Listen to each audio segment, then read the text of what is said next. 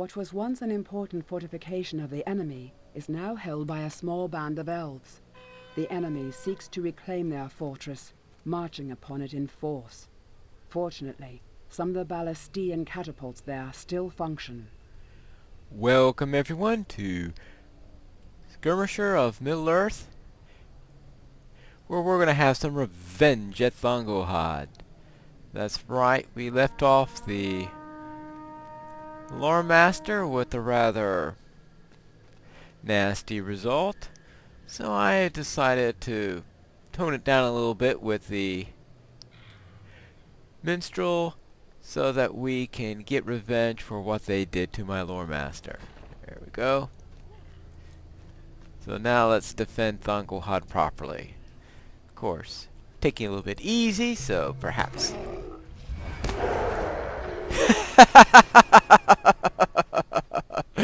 Well, maybe that was a little bit too easy. Okay. Couple of stragglers. I see the trick.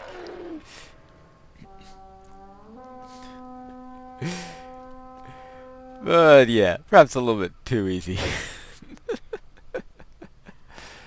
We'll wait till the Bloodrook comes in. Well, maybe I could have done it too. Oh. But after what happened, I thought I said. But of course, then I thought, yeah, Thangúlhad too, that shouldn't be a problem. Right.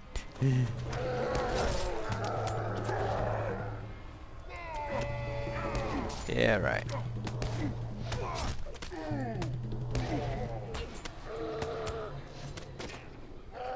Ah, that's what happened there. I was wondering why I wasn't doing anything. You're not supposed to. Yeah, there you go. Now shut up.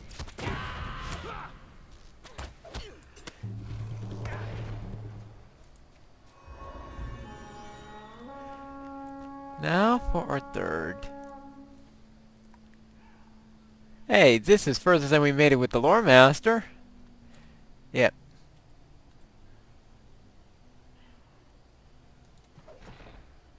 Of course. Bunch of wargs. Well, at least we'll take care of this guy very quickly.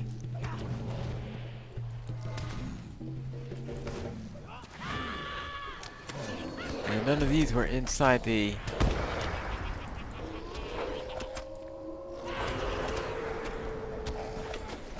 Oh, and of course the other problem with the wargs is they silence you. Okay. Not as easy now, right, is it?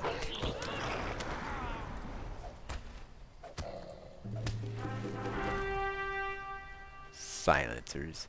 Alright.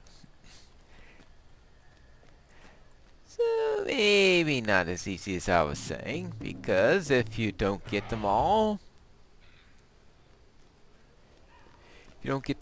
in the blast from the ballista, you get people knocking you silent every moment. Ew. That could add a little spice, shall we say, to the run.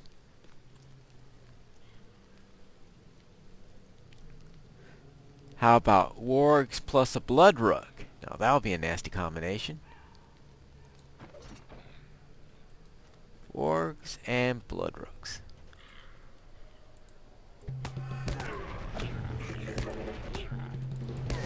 Yeah, that'd be a real nasty combo.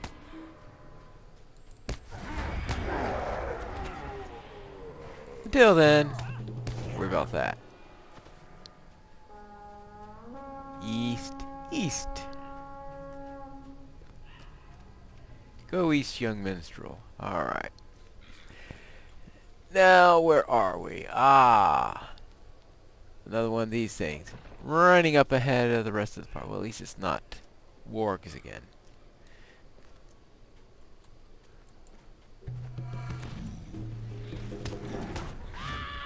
At least it's not wargs. But it means...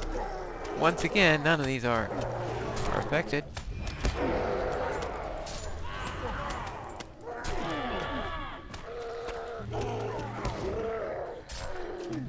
You can all die now.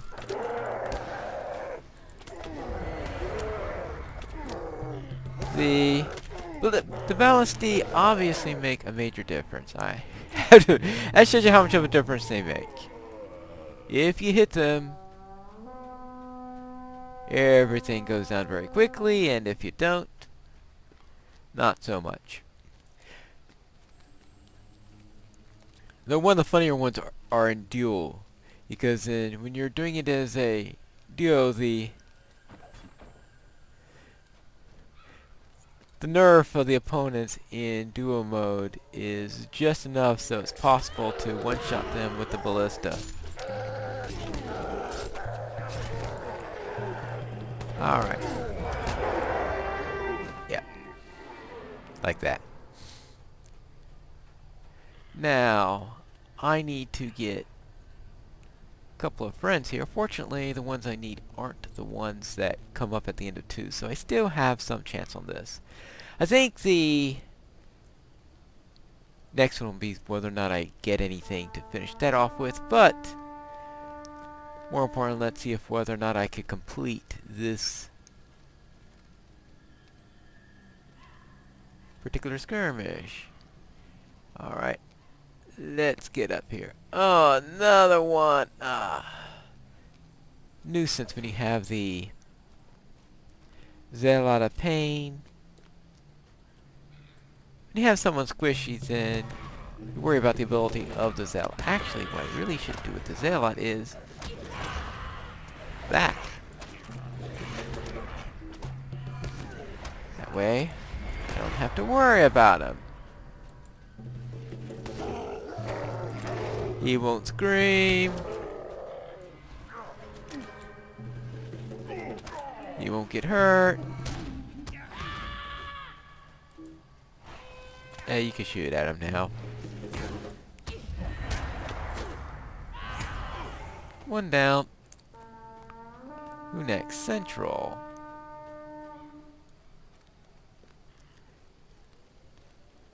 Anyone ready? Lieutenant! Now, is this going to be one of those Zealot runs? No, this is going to be one of those scattered... Oh, actually, it looks like... What is... Oh, actually,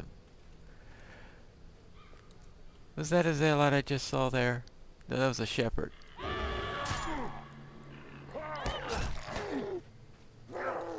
And I better take care of that shepherd right away.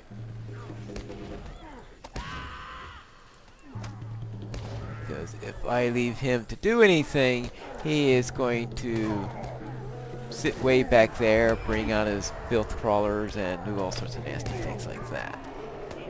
But at least I actually got him to interrupt his attempt to do his original summons, which was actually a proper use. And now for the west. Still no sign of any encounters.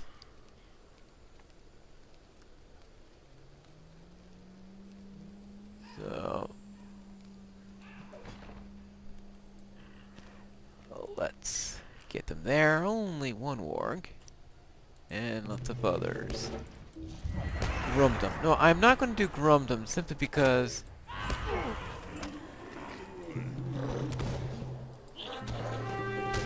the sorcerer is up, and the sorcerer is the one I want. And I certainly didn't want to be in the middle of fighting Grumdom and the sorcerer to pop up. So, therefore, this is the one I want. So at least finish getting one of the encounters I want. That's the trouble is that you have sometimes in this skirmish, where it's very easy to get into a situation where you have to choose between two encounters or fight two encounters at the same time because one comes at the end and another one coming through, and of course missing the ballista because you're too busy fighting this guy.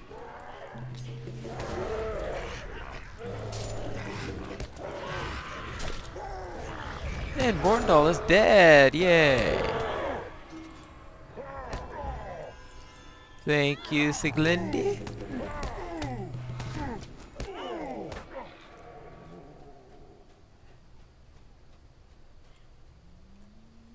Oh, I missed somebody. Ah, where are you? What are you doing down there? Oh, one of those.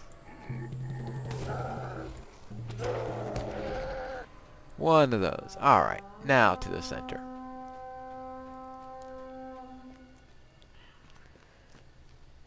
Alright, so we've gotten to the third assault.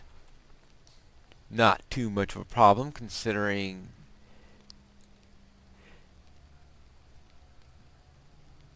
okay, the dwarf. Alright. Okay, we're in the fourth assault actually right now.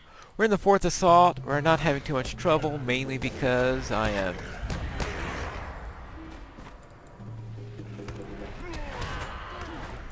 wimped out and only did a tier 1.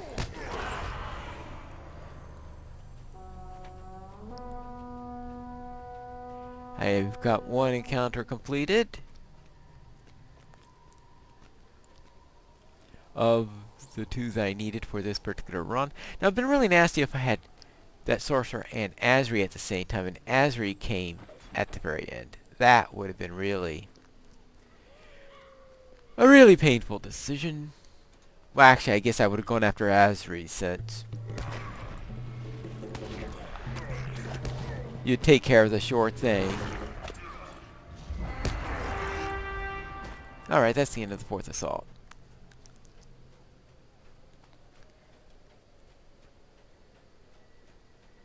Now for the oh, the elf moved forward. The elf does that sometimes,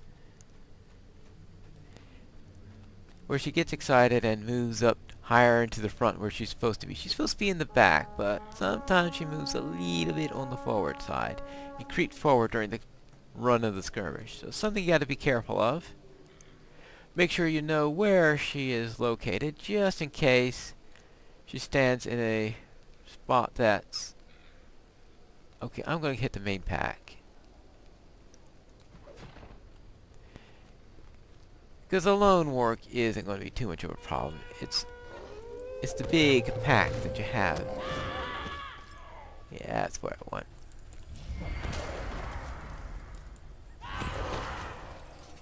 Oh, hey!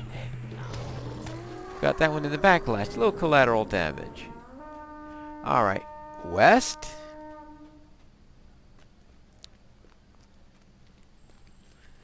And then we'll do east to finish it up, and...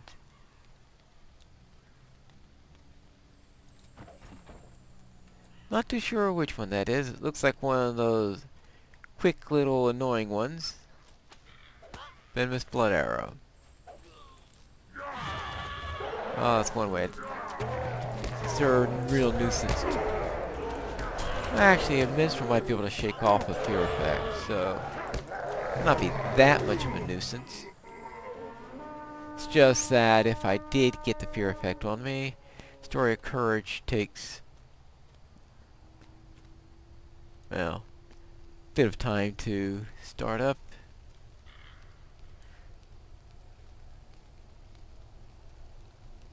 Oh, so busy looking at the tooltip, I let half the crew go by. Don't foul it up at the end. But I guess that's the other way of doing it, is do it a little bit early.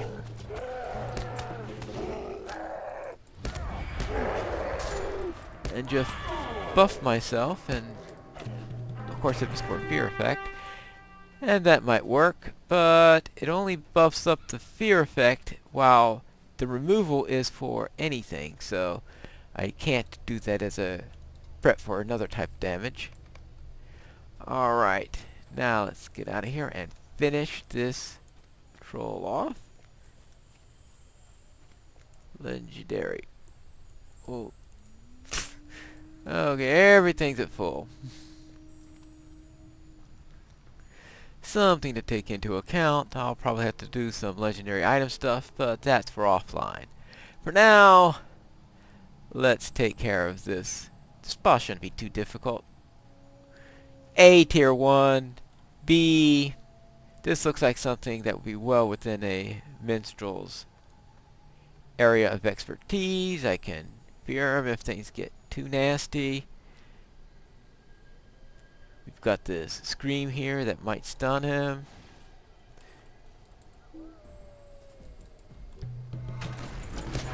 I've got the first catapult thing at the perfect spot.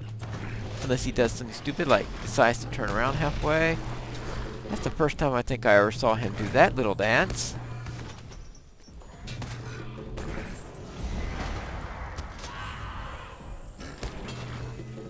No, I said it should be easy. I didn't say it should be trivial.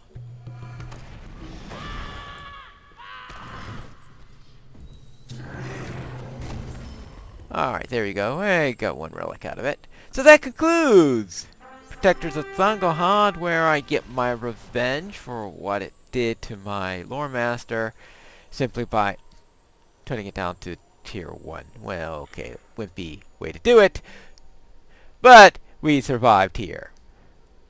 And that concludes our little trip with the minstrel through Skirmisher Middle-earth. And I'll see you next time for our final episode of Skirmisher of Middle-earth.